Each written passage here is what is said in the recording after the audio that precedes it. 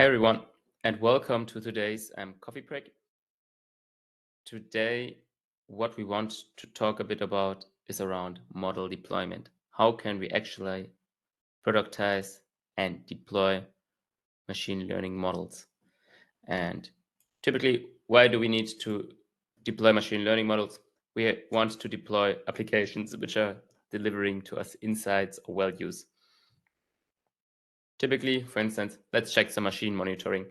Checking my machine park, I want to know why is the machine going to fail, why a machine is not going to fail. You can clearly see which of those are in a running state, which are in a stop state, which are basically in a tool change state.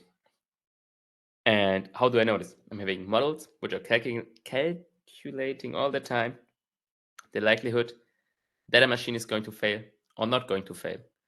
And to deploy those kind of models, we need machine learning.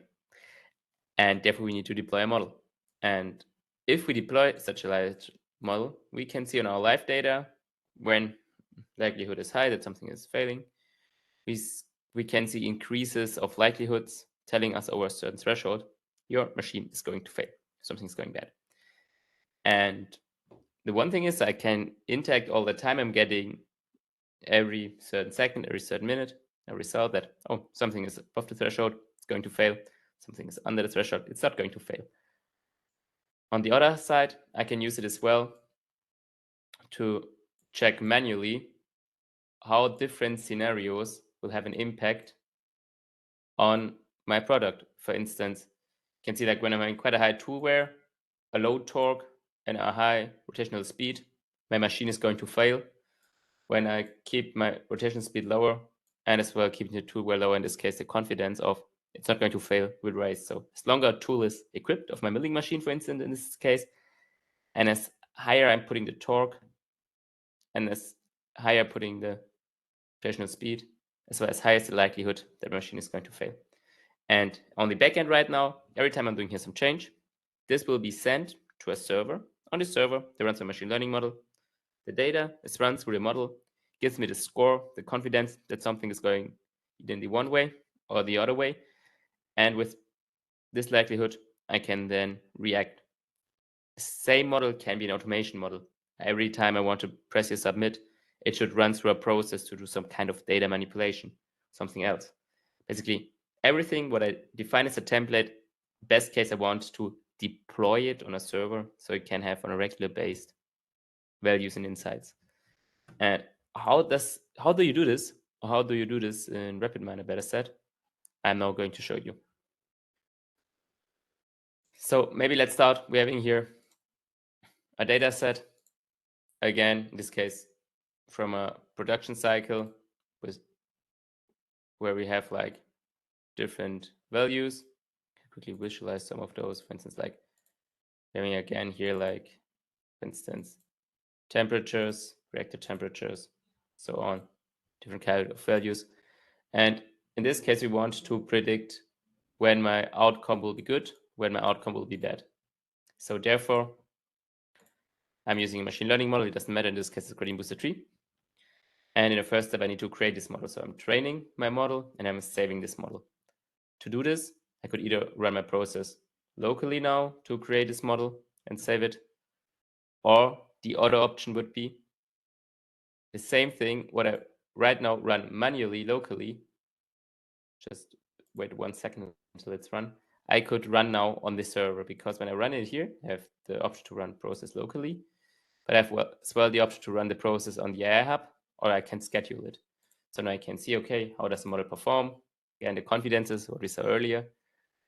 And now, as this took like 1 minute, you can imagine if we do like big models, like for some like neural networks and GPUs, you might need a server. So I could run the same process right now on the AI hub. So I could define run on the AI hub. I want to run it now. And I can run it. I see like successful, submitted the process to the AI hub. If I now go to our server where everything is deployed, check the executions, what we will find in here is that we just saw like a model which has run as the information. And that's super useful, for instance, like when we do like bigger data analysis, we can immediately run something on the server and now get back the data directly. So we are quite faster. Another use case where we definitely need it is like if we want to optimize something, like for instance, I'm having an optimization process which can take hours if I want to do the right hyperparameter tuning. Again, I could run a process right now on the AI Hub. Again, it would pop up. In this case, I'm just stopping it again because this will literally run for multiple hours. But I would have this now already start running on a server. I can do something else, come back later. I even could close the application.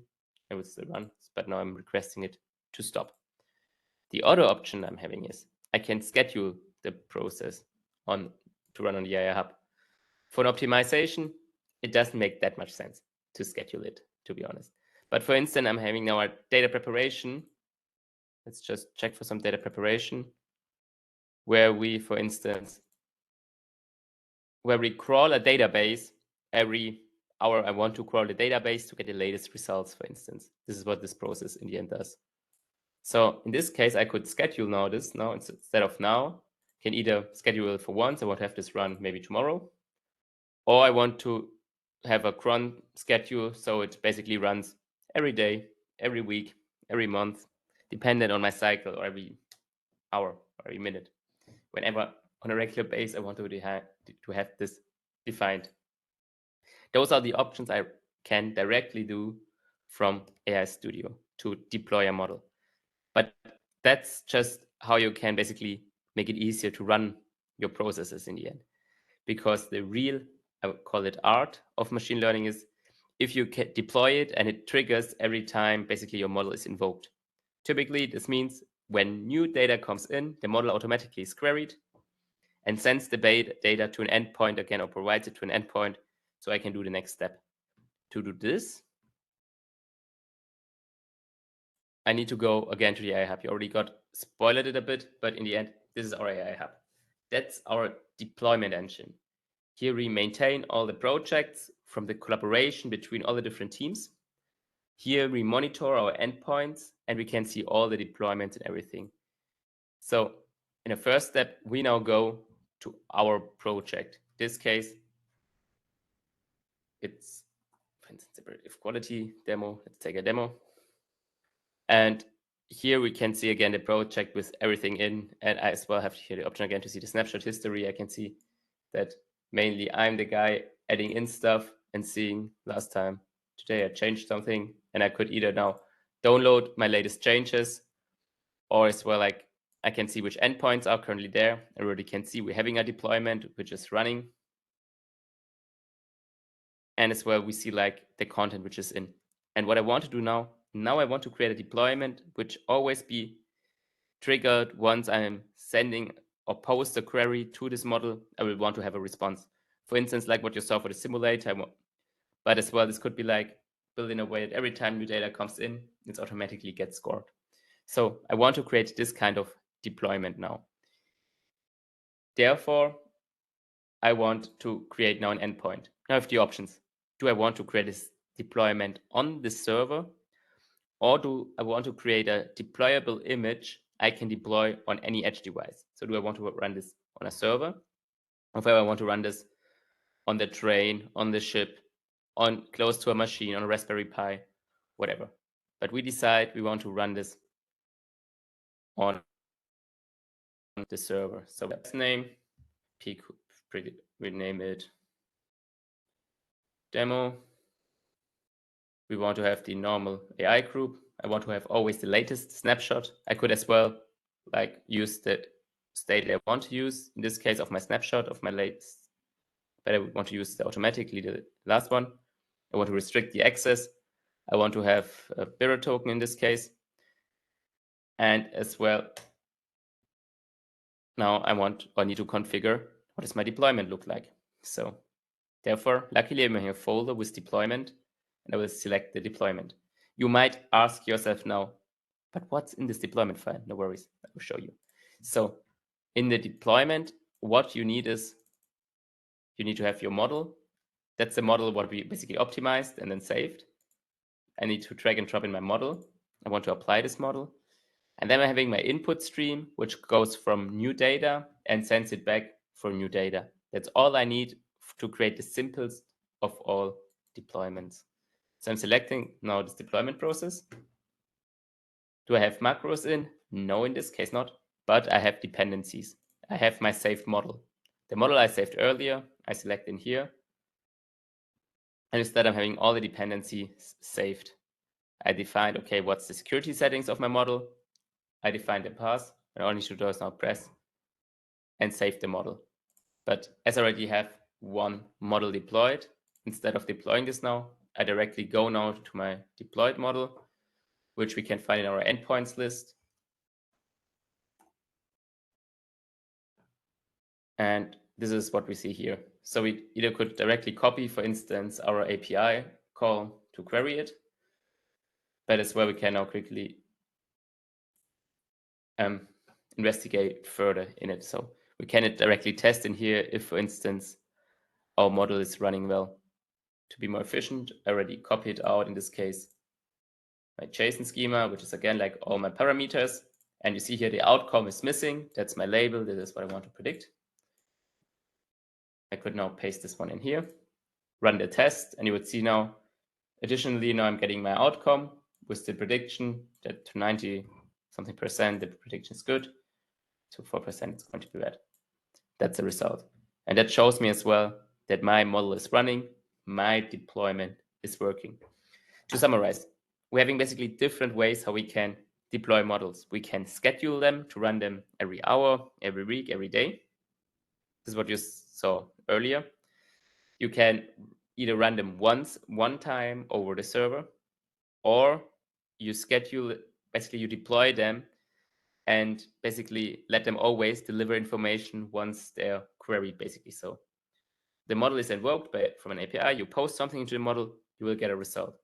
Like for instance, I'm now interested for 127, how will it look like? I can run it, I will get a result. So I can do it directly from this interface, but as well this can be done via Postman or via any API query engine in the end. And I send it, basically I post my API, get my result, and based on this, I can interact. And based on this as well, I can integrate this in any business application. And those deployments, I'm having either the option to deploy this on the server, like you can see here, or I can deploy it on an edge device, which means Raspberry Pi. And so you can have it on your ship, on your motorbike, on your bicycle if you want to have some sensors. So basically, you can integrate it in any application as well, in any business application with that. And the power of it is, if you deploy models, you can have insights whenever you need them, and you can build automation whenever you need it.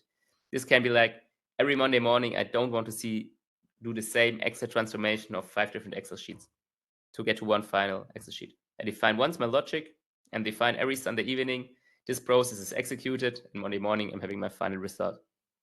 Can be a simple use case.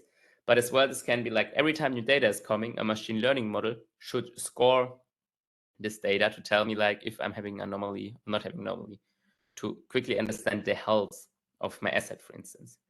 Different use case. And that's what our deployment capabilities are in a nutshell. But most importantly, additionally to this, is not just to create a deployment, we as well need to monitor those deployments. So typically what we build additionally with that is like, we build like an MLOps solution, which is monitoring the model and detecting if you're having any drifts or if the data is like moving in a certain direction. So typically what we do is like, we have, for instance, random forest and a gradient boosted tree, what we benchmark against each other. And we're just monitoring the results for every day, checking our different matrices like absolute error, relative error. But as well, what we can do is like, we can check the distribution of errors and as well see like how different models are performing between the prediction and our label, to see like, as more it's linear, basically, as more as this is aligned, as better it is. So as well, based on this, we can see like how good our model is fitting. And as well, based on this, we can monitor as well when we need to retrain it. Do we have some drift in our data? And to detect the drift in our data best, typically we use like statistics like Wasserstein, KS stats, and different other statistical methods to see like, is my model drifting, or is the data drifting? Is the distribution of the data I'm getting right now still like the one I have trained the model, or did the circumstances of my model changed? And those MLOps applications, we typically then build custom. We have templates for it, and then we customize it for your use case. And with that as well, then you can monitor all your deployments and how they're running at any time. And for instance, we build as well alarm cycles into it. So if it's not running like expected, you could get an alert via mail, via phone, or directly on a dashboard. You will get a red notification or something like this. So a lot of different ways then how you as well interact with these alerts and how you can manage them efficiently. That was today's short use case around productizing MLOps. Happy for all your attendance, and if you have any questions, please drop them into the chat. And otherwise, I will see and talk to you next week.